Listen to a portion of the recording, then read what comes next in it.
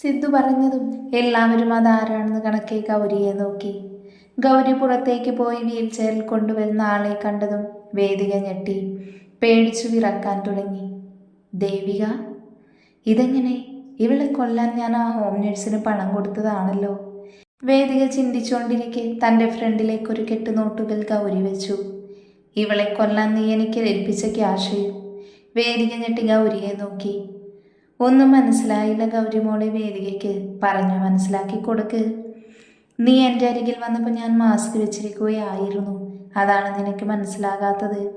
ഇനി പറ, എന്തിനാ നീ ഇവളെ കൊല്ലാൻ നോക്കുന്നത്? ഞങ്ങളും കൂടി അറിയട്ടെ. ഒന്നുമില്ലെങ്കിലും ഇവൾ നിന്റെ അനിയത്തിയല്ലേ? നിന്റെ സ്വന്തം അനിയത്തി. അല്ല, ഇവൾ എൻ്റെ അനിയത്തിയല്ല. ഞാൻ ഇവളുടെ ചേച്ചിയുമല്ല. വേദിക ഞെട്ടി ദേവികയെ നോക്കി. കണ്ണൊക്കെ നിറഞ്ഞു. ദേവചന്ദ് അവളുടെ കയ്യിൽ പിടിച്ച് ആശ്വസിപ്പിച്ചു. പിന്നെ ആരാ ഇവൾ? നിനക്ക് പറ. കോടിക്കണക്കിന് ആസ്തിയുള്ള ദേവിക നിനക്ക് ആരാണെന്ന്? രുദ്രനൊഴികെ എല്ലാവരും ഞെട്ടി ദേവികയെ നോക്കി. ദേവികയും ഇതൊക്കെ കേട്ട് മരവിച്ചിരിക്കുവാണ്.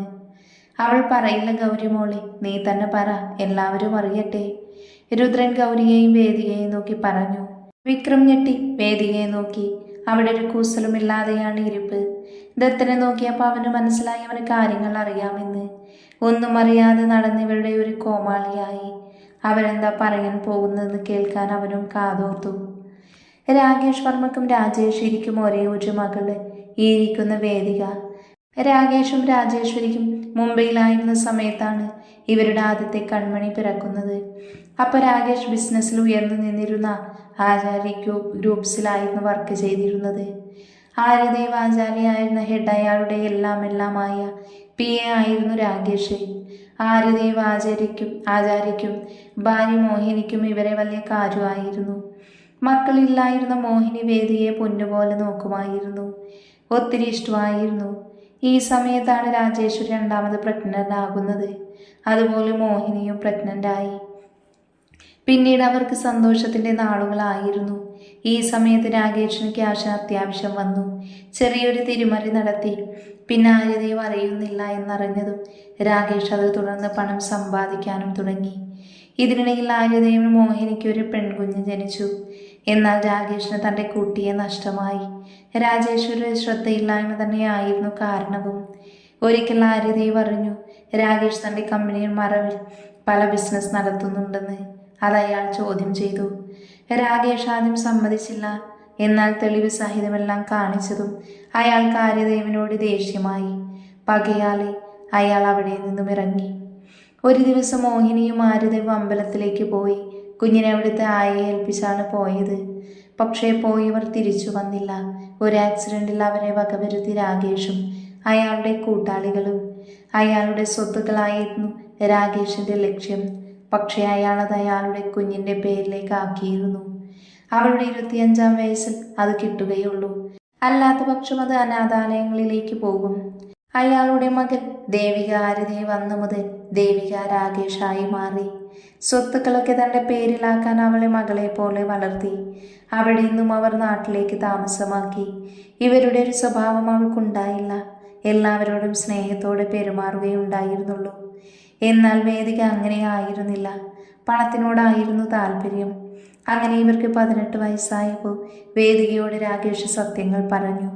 അന്ന് മുതൽ വേദിക ഇവൾക്ക് ഡ്രഗ്സ് കൊടുത്ത് ഇവരുടെ കൂടെ കൂട്ടി. ദേവിക തൻ്റെ അനിയത്തി അല്ലാത്തതുകൊണ്ട് അവളെ പലർക്കും കൊടുത്തു.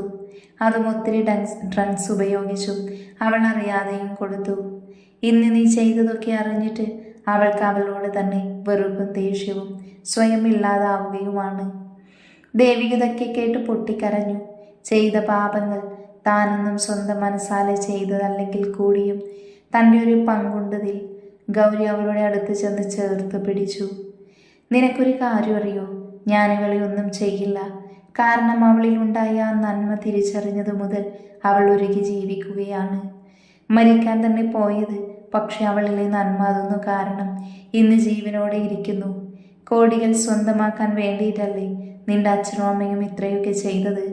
എന്നിട്ടോ നീ തന്നെ അവരെ കൊന്നു. അതും ഒരു ആക്സിഡൻറ്റിൻ്റെ രൂപത്തിൽ. എന്നിട്ട് നിനക്ക് കിട്ടിയില്ലല്ലോ ക്യാഷ്. ഇവളെ കൂടി കൊന്ന ഒറ്റടിക്ക് സ്വന്തമാക്കാലോ. കോടികളല്ലേ ദേവിയുടെ പേരിൽ കിടക്കുന്നത്. അതും അവൾ പോലും അറിയാതെ. പണത്തിനു വേണ്ടിയല്ലേ നീ ഇതൊക്കെ ചെയ്തത്? ഇവൾ തരുമെങ്കിൽ നീ ചോദിച്ചു വാങ്ങിക്കോ. ദേവിക വേദികയെ നോക്കി. എന്നിട്ട് രുദ്രനോട് അവൾ അതിനായിട്ടുള്ള പേപ്പേഴ്സ് റെഡിയാക്കാൻ പറഞ്ഞു. എല്ലാവരും ഞെട്ടി. രുദ്രനും ഗൗരിയും ഒഴികെ എല്ലാവരും ദേവികയെ പകപ്പോടെ നോക്കി. രുദ്രൻ അതിനു വേണ്ട പേപ്പേഴ്സ് റെഡിയാക്കി കൊടുത്തു. ദേവിക അതിൽ സൈൻ ചെയ്തു. വേദികയുടെ കണ്ണുകൾ തിളങ്ങി.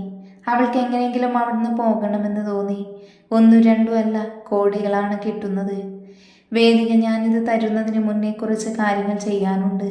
അതിനൊക്കെ സമ്മതമെങ്കിൽ നമുക്ക് മുന്നോട്ട് പോകാം. എന്തു പറയുന്നു? വളരെ ഉറച്ച ശബ്ദത്തോടെ ദേവിക വേദികയോടായി പറഞ്ഞു. പണം പണം എന്ന ചിന്ത മുന്നിട്ട് നിന്നതുകൊണ്ട് അവൾ മുന്നും പിന്നും നോക്കാതെ ഓക്കെ പറഞ്ഞു. രുദ്രൻ അവരുടെ മുന്നിലേക്ക് ഒരു ടേബിൾ വെച്ചു. എന്നിട്ട് വേദികയ്ക്ക് മുന്നിൽ കുറച്ച് സാധനങ്ങൾ വെച്ചു. അതൊക്കെ കണ്ടത് വിക്രമന്റെ കണ്ണിൽ ഭയം ആളിക്കത്തി. ദത്തനും വല്ലാതെ പേടി തോന്നി തുടങ്ങി. വേദികയ്ക്ക് കാര്യമൊന്നും മനസ്സിലായില്ല. അവൾ അവരെ നോക്കിയതും ദേവിക ഗൗരിയെ നോക്കി കണ്ണുകൊണ്ട് പറയാൻ പറഞ്ഞു. മോളെ വേദികെ, ഇതിൽ 10 സാധനങ്ങളുണ്ട്. ഇതിൽ 5 സാധനങ്ങൾ നിനക്ക് സെലക്ട് ചെയ്യാം. നീ സെലക്ട് ചെയ്യുന്നത് ഇവരിൽ ഒരാൾക്ക് പ്രയോഗിക്കും. അതും നിനക്ക് ഇഷ്ടമുള്ള ആളെ സെലക്ട് ചെയ്യാം. നിന്റെ ഇഷ്ടം. അവൾ ദത്തനെയും വിക്രമനെയും ചൂണ്ടി പറഞ്ഞതും അവർ ഞെട്ടി ഗൗരിയെ നോക്കി. 2 പേർക്കും ഭയം നിറഞ്ഞു. വേദിക അവരെ 2 പേരെയും നോക്കി. എന്നിട്ട് അതിൽ നിന്നും 5 സെലക്ട് ചെയ്തു. ഗൗരി അതൊക്കെ തൻ്റെ കയ്യിലുള്ള നോട്ട് പാഡിൽ ടിക്ക് ചെയ്തു. ഇതൊക്കെ ആർക്കാണ് കൊടുക്കേണ്ടത്? ഗൗരി ചോദിച്ചു. വിക്രം, വേദിക പറഞ്ഞു. വിക്രം ഞെട്ടി വേദികയെ നോക്കി. പിന്നെ ദേഷ്യത്തോടെ അവളോട് അലറി. ഡി ചതിയെത്തി, നിന്നെ വെറുതെ വിട്ടിലടി കേട്ടോളി പൊന്ന മോളെ. ദേഷ്യപ്പെടല്ലേ വിക്രം, നിന്നോടുള്ള ഇഷ്ടം കൊണ്ടല്ലേ അവൾ നിന്റെ പേര് പറഞ്ഞത്. അപ്പം ഇങ്ങനെയൊക്കെയാണോ പറയേണ്ടത്? രുദ്രൻ ഒരു പ്രത്യേക ഈണത്തിൽ പറഞ്ഞുകൊണ്ട് അതിൽ നിന്നും അവൾ പറഞ്ഞ സാധനങ്ങൾ മാറ്റി. എന്നിട്ട് പുതിയത് വെച്ചു. ഗൗരി അടുത്തത് വിക്രമിൻ്റെ അടുത്തേക്ക് പോയി. ഇതുപോലെ 5 സെലക്ട് ചെയ്യാൻ പറഞ്ഞു. വിക്രം പെട്ടെന്ന് തന്നെ സെലക്ട് ചെയ്തു. വേദികയുടെ പേര് പറഞ്ഞു. വേദിക ഞെട്ടി അവനെ ഒന്ന് നോക്കി. ടോ, നിനക്ക് വെറുതെ വിടില്ലടാ. അയ്യോ നിർത്ത് പിള്ളേരെ, ഞാൻ പറയുന്നത് കേൾക്ക്. വിക്രം സാധനങ്ങൾ സെലക്ട് ചെയ്തു. ഇഷ്ടമുള്ള ആളുടെ പേര് പറഞ്ഞു. സെലക്ട് ചെയ്യാനുള്ള ചാൻസ് വേദികക്കായിരുന്നു. തനിക്കിതിൽ നിന്നും ഇഷ്ടമുള്ള കളർ ബലൂൺ പൊട്ടിക്കാം. അതിൽ നിന്നൊരു പേര് കിട്ടും. അയാൾക്കിത് പ്രയോഗിക്കാം. വിക്രമിൻ്റെ വായിലൊരു സൂചി വെച്ചു കൊടുത്തു ഗൗരി. മുന്നിൽ വെച്ചിരുന്ന റെഡ് ബലൂണ് സൂചി കൊണ്ട് കുത്തിയതും അത് പൊട്ടി. അതിലെ പേരെടുത്ത് വിക്രമിനെ മുന്നിലേക്ക് തുറന്നു പിടിച്ചു. വിക്രം സന്തോഷത്തോടെ ആ പേര് വായിച്ചു. ഉറക്കെ ഉറക്കെ വായിച്ചു. വേദിക. അവൾ ഞെട്ടി സാധനങ്ങളിലേക്ക് നോക്കി. അവൾക്ക് വല്ലാത്ത ഭയം തോന്നി. എങ്ങനെയെങ്കിലും രക്ഷപ്പെടണം. അതിനുള്ള വഴി അവൾ ആലോചിച്ചു. എന്നാൽ അവൾ അറിഞ്ഞില്ല മരണമല്ലാതെ വേറൊരു വഴിയുമില്ല എന്ന്. ഗൗരി ദത്തൻ്റെ അടുത്തേക്ക് പോയി. എന്നിട്ട് അവനോട് ഇതിൽ നിന്നും 5 സെലക്ട് ചെയ്യാൻ പറഞ്ഞു. അവൻ വിക്രമിനെ നോക്കി. അതിൽ നിന്നും 5 സെലക്ട് ചെയ്തു. വിക്രം ദേഷ്യത്തോടെ അവനെ നോക്കി. അപ്പോൾ തന്നെ ഗൗരി ദത്തനോടായി പറഞ്ഞു. ഞാൻ പറഞ്ഞല്ലോ, അവസരം വേദികയ്ക്കായിരുന്നു. നിനക്കുള്ളതാണ് ഈ ബോക്സ്. ഗൗരി ദത്തൻ്റെ അരികിലേക്ക് ഒരു ബോക്സായി വന്നു. എന്നിട്ട് അവനോടായി പറഞ്ഞു. ഇതിൽ നിങ്ങളുടെ പേരുണ്ട്. നിനക്കിതിൽ നിന്നും ഒരു പേപ്പർ എടുക്കാം. ആ ഭാഗ്യവാൻ ഇതൊക്കെ പ്രയോഗിക്കും. ദത്തൻ ഞെട്ടി ഗൗരിയെ നോക്കി. ഗൗരി ബോക്സ് അവൻ്റെ കൈക്ക് നേരെ നീട്ടി എടുത്തോളാൻ പറഞ്ഞു. അവൻ വിറച്ച് അതിൽ നിന്നൊരു പേപ്പർ എടുത്ത് അത് ഗൗരി തുറന്ന് അവന് നേരെ പിടിച്ച് പേര് വായിക്കാൻ പറഞ്ഞു. പേപ്പറിലെ പേര് കണ്ടതും അവൻ തല കറങ്ങുന്നത് പോലെ തോന്നി. അവൻ അതിലെ പേര് പറയാൻ നാവ് പൊന്തിയില്ല. നോക്കി വിറച്ചുകൊണ്ടിരിക്കുക. പേര് പറതത്ത. അവൻ ഗൗരിയെ നോക്കി. അവൻ്റെ ചെന്നിയിൽ നിന്നും വിയർപ്പൊഴുകി. അതുകൊള്ളാം. നിനക്ക് പറയാൻ പറ്റുന്നില്ലെങ്കിൽ വേണ്ട. പറയാനുള്ള നിന്റെ അവസരം കഴിഞ്ഞു. അവൾ വിക്രമിൻ്റെ അടുത്തേക്ക് പോയതും ദത്തൻ ആശ്വാസത്തോടെ ഇരുന്നു.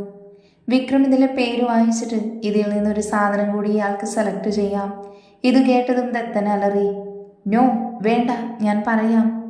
സോറി ദത്ത, നിന്റെ ചാൻസ് കഴിഞ്ഞു. വിക്രം പറഞ്ഞില്ലെങ്കിൽ വേദിക പറയും. ദത്തൻ വിക്രമിനോട് വേണ്ടെന്ന് പറഞ്ഞെങ്കിലും അവൻ സന്തോഷത്തോടെ പേര് വായിച്ചു.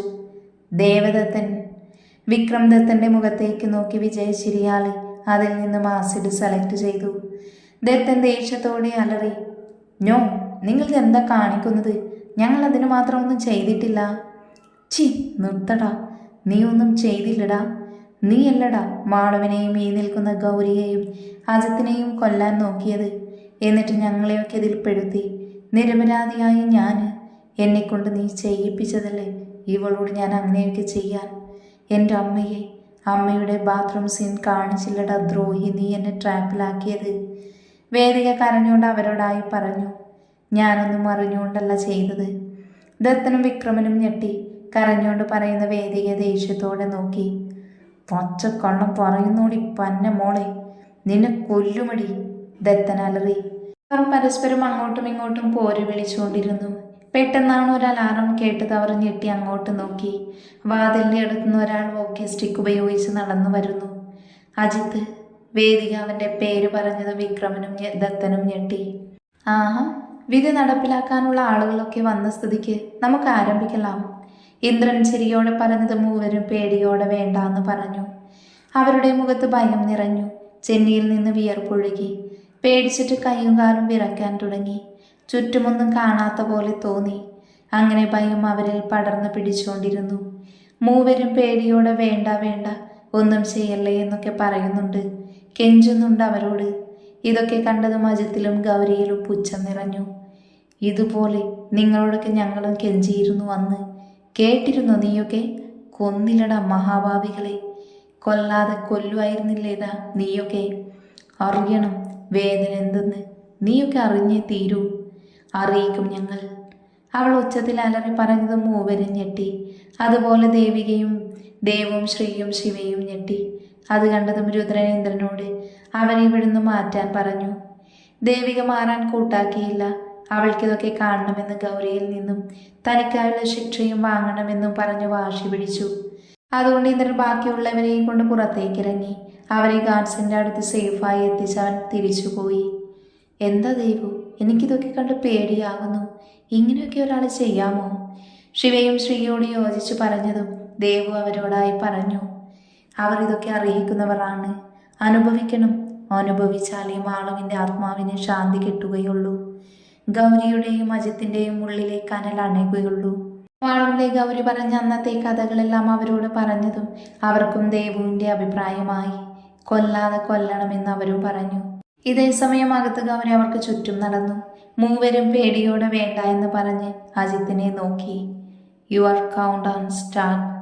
3, 2, 1 സ്റ്റാർട്ട്. ആ ഗോഡൗൺ മുഴുവൻ ഒരുവന്റെ ശബ്ദം ഉയർന്നു പൊങ്ങി. ദത്തന്റെ അലർച്ച കേട്ടതും വേദികയും വിക്രം പേടിച്ച് കണ്ണടച്ചിരുന്നു. ദത്തൻ നോക്കിയപ്പോൾ തൻ്റെ കയ്യിൽ മൊത്തം ചോര. അവൻ വേണ്ട നലമുറയിട്ട് കരഞ്ഞിട്ടും അജിത്ത് അവൻ്റെ ഓരോ നഖങ്ങൾ പിഴുതെടുത്തു. അവൻ്റെ ആ കരച്ചിൽ ഒരു ഉന്മാദിയെ പോലെ അവൻ ശ്രവിച്ചുകൊണ്ടേയിരുന്നു. ദത്തൻ തൻ്റെ കൈവിരലുകൾ മരവിച്ചു പോയ പോലെ തോന്നി. ഉള്ളം കാല് തൊട്ട് തലവരെ അവനിൽ വേദന പടർന്നു കയറി. അവൻ ദയനീയതയോടെ ഗൗരിയെയും അജിത്തിനെയും നോക്കി. അവരുടെ മുഖത്ത് ഒരു തരത്തിലും വേദനയുണ്ടായില്ല. വേണ്ട, എന്നെ ഒന്നും ചെയ്യല്ലേ, വെറുതെ വിടണം, ദത്തൻ വേദനയിൽ പുളഞ്ഞുകൊണ്ട് പറഞ്ഞു. പെട്ടെന്ന് അവൻ്റെ കാതുകളിലേക്ക് വേദികയുടെ ശബ്ദം തുളഞ്ഞു കയറി.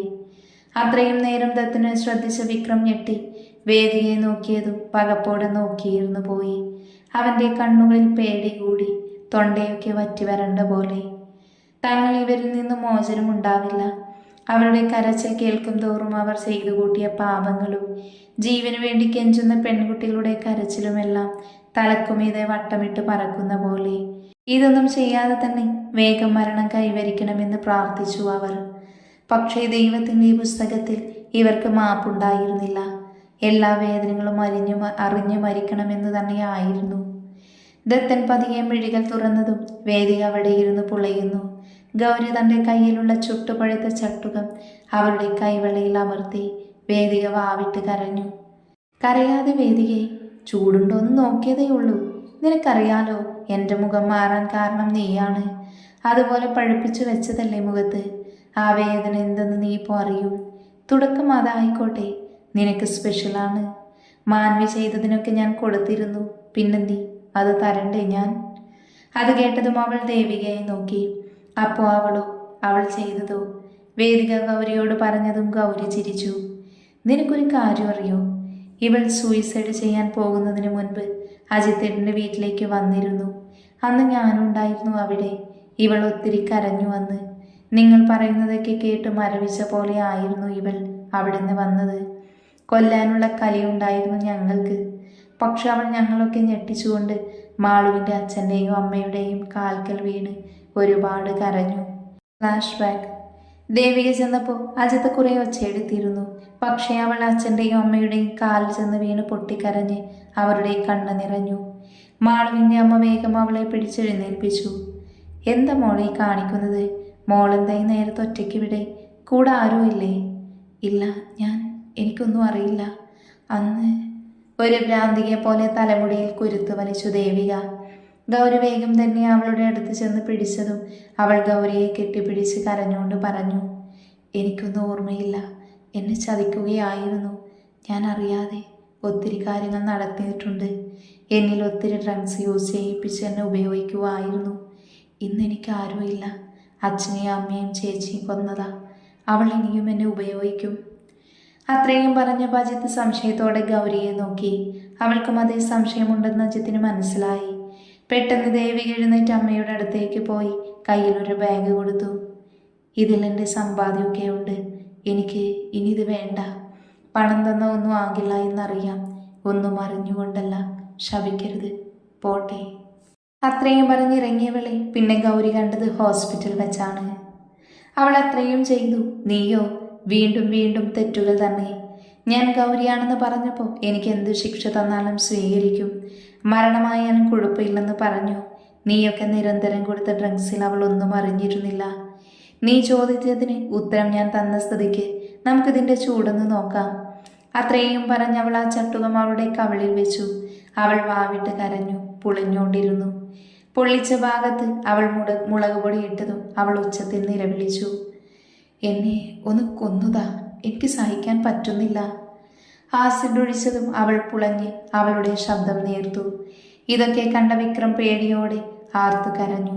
അടുത്തത് താനാണെന്ന് അവന് ബോധ്യമായി. വീണ്ടും ദത്തന്റെ കരച്ചിൽ കേട്ടതും വിക്രം അവനെ നോക്കിയതും അവന്റെ കണ്ണുകൾ ഇറുക്കി അടച്ചു. ശരീരം പേടികൊണ്ട് വിറച്ചു. രുദ്രൻ ദത്തന്റെ കയ്യിലേക്ക് ആണിയടിക്കുന്നു. കൂടെ ഉപ്പും മുളക് പൊടിയും ഇടുന്നു. അവൻ പുളഞ്ഞു. അവൻ കരഞ്ഞിരുന്നു. മതി, എന്നെ കൊല്ല്, സഹിക്കാൻ പറ്റുന്നില്ല. കൊള്ളാം, എല്ലാ വേദനയും അറിയിച്ചിട്ടേ കൊല്ലുള്ളൂ. എൻ്റെ പെണ്ണിനെ മോഹിച്ചതല്ലേ, അവളെ തൊടാൻ ആഗ്രഹിച്ചവൻ. ഞങ്ങളുടെ കുഞ്ഞനുജത്തി മാളു, പിന്നെ ഗൗരി. വെറുതെ വിടില്ലടാ, രുദ്രൻ പകയോടെ പറഞ്ഞു. പെട്ടെന്നാണ് വിക്രമിൻ്റെ അലർച്ച അവിടെ കേട്ടത്. അവനിൽ വേദന നിറഞ്ഞു. പുളഞ്ഞുകൊണ്ടേയിരുന്നു അവൻ. കട്ടർ കൊണ്ട് അവൻ്റെ ഓരോ വിരലും കട്ട് ചെയ്യുക. വേണ്ട, മതി. സർജിക്കൽ ബ്ലേഡ് ഉപയോഗിച്ച് അവനെ വരഞ്ഞെടുത്ത് അയൺ ബോക്സ് ഉപയോഗിച്ച് പൊള്ളിച്ചു. പച്ച മാംസത്തിൻ്റെ സ്മെല്ല് അവിടെ നിറഞ്ഞു. അവൻ്റെ കണ്ണുകൾ അടഞ്ഞു. ദത്തൻ്റെ അടുത്ത് ആസിഡ് ഒഴിച്ച് ഡ്രില്ലർ മെഷീൻ കൊണ്ട് തുളച്ചു. അവൻ ആർത്ത് കരഞ്ഞു. പതുക്കെ അവൻ്റെ ശബ്ദവും നേർത്തു വന്നു. കണ്ണുകൾ അടഞ്ഞു. അടയും മുന്നേ അവൻ കണ്ടു പഴുപ്പിച്ച ദണ്ടുമായി നിൽക്കുന്ന ഗൗരിയെ. അവൾ അവൻ്റെ ദേഹത്തേക്ക് അത് വെച്ചതും അവൻ പൊള്ളിപ്പിടഞ്ഞു. അവശനായിരുന്നു ആ നിമിഷം. ശബ്ദമൊന്നും പുറത്തേക്ക് വരാതെ അത്രയും തളർന്നു പോയിരുന്നു. ഒന്ന് ചത്തിരുന്നെങ്കിൽ എന്ന് മൂവരും ആത്മാർത്ഥമായി പ്രാർത്ഥിച്ചു. മരണം മുന്നിൽ കണ്ട് അതിൻ്റെ വേദനകൾ അറിഞ്ഞു. ഇനിയും വയ്യാതായതും വേഗം കൊന്നിരുന്നെങ്കിൽ എന്നുവരെ അവർ ചിന്തിച്ചു കൂട്ടി. എല്ലാവരും ഓരോ സാധനങ്ങളും 3 പേരിലും പ്രയോഗിച്ചു. ചത്തില്ല കണക്കെ ചെയറിൽ തൂങ്ങിക്കിടക്കുന്നു. അവരുടെ കെട്ടഴിച്ചു. ചുറ്റിനും അവരുടെ ദേഹത്തും ആസിഡ് ഒഴിച്ചു. 3 പേരുടെ ദേഹത്തും ടൈം ബോംബ് സെറ്റ് ചെയ്തു. അവർ ആ ഗോഡൗൺ പുറത്തേക്കിറങ്ങി. കുറച്ചു ദൂരം ചെന്നതും ഒരു പൊട്ടിത്തെറിയോടെ ആ ഗോഡൗൺ അഗ്നി ഒന്നാകെ വിഴുങ്ങി. ഗൗരിയും അജിത്തും അത് ആവോളം നോക്കി നിന്നു. ആ അഗ്നി മാളുവായി ഗൗരിക്ക് തോന്നി, ഇനിയൊരു പെണ്ണിനും ഈ ഗതി ഉണ്ടാവരുത്. പെണ്ണെന്ന് വെച്ചാൽ ഒരു ഭോഗവസ്തുവായി ആരും കാണരുത്. കാണുന്നവർക്ക് ഈ ശിക്ഷ നടപ്പിലാക്കാൻ അവർ ഒരുങ്ങി, ഇതിലും വന്യമായ രീതിയിൽ. ദേവിക ഗൗരിയെ നോക്കി. അവൾക്കെന്തോ വല്ലാതെയായി. താനും ഇതിലൊക്കെ അർഹിക്കുന്നവളാ. എന്നെയും ശിക്ഷിക്കണം, ഇല്ലേൽ സ്വയം ഇല്ലാതാകണം. അങ്ങനെ പല പല ചിന്തകൾ ദേവികയിലേക്ക് കടന്നു വന്നതും അജിത്തും ഗൗരിയും അവളെ 2 വശത്തു നിന്നും ചേർത്ത് പിടിച്ചു. ദേവിക ഞെട്ടി അവരെ നോക്കിയതും 2 പേരും ചിരിച്ചു. ഏട്ടൻ്റെ കുട്ടി, അരുതാത്തതൊന്നും ചിന്തിച്ചു കൂട്ടണ്ട. എൻ്റെ മാളുവിനെ പോലെ നിന്റെ മനസ്സിലെ സംഘർഷം ഞങ്ങൾക്ക് മനസ്സിലാകുന്നുണ്ട്. വെറുതെ ഓരോന്ന് ചിന്തിച്ചു കൂട്ടണ്ട, കേട്ടല്ലോ. വാത്സല്യത്തോട് അവളെ ചേർത്ത് പിടിച്ചു പറഞ്ഞതും അവൾ ഒരു പൊട്ടിക്കരച്ചിലോട് അവനെ തിരിച്ചു പുണർന്നു. അവളെ കൈവിടില്ലെന്ന പോലെ ഗൗരിയും അവളെ ചേർത്ത് പിടിച്ചു.